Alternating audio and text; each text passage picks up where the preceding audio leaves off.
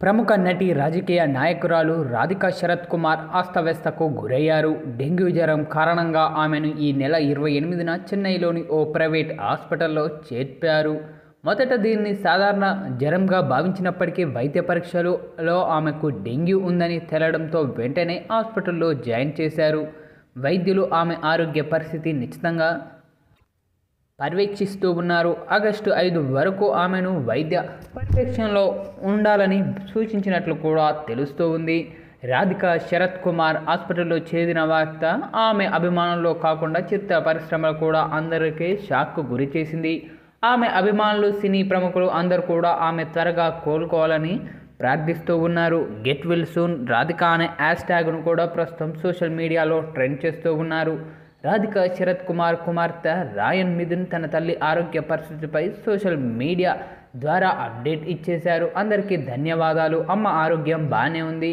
అమ్మకు డెంగ్యూ ఉన్నప్పటికీ కోలుకున్నారు. త్వరలో ఇంటికి తిరిగి వస్తారు. మీ ప్రేమ ప్రార్థనలో ధన్యవాదాలు అని ఆమె పోస్ట్ చేయడం జరిగింది.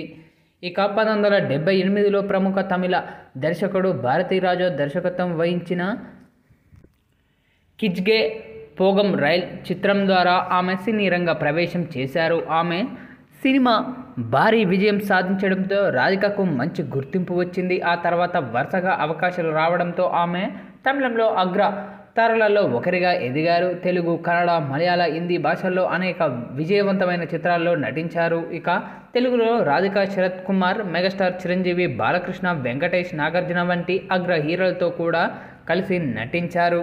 ఇక సినీ రంగంలోతో పాటు ఆమె టెలివిజన్ సిరీస్లో కూడా ఆమె తన ప్రస్తావనని కొనసాగించారు.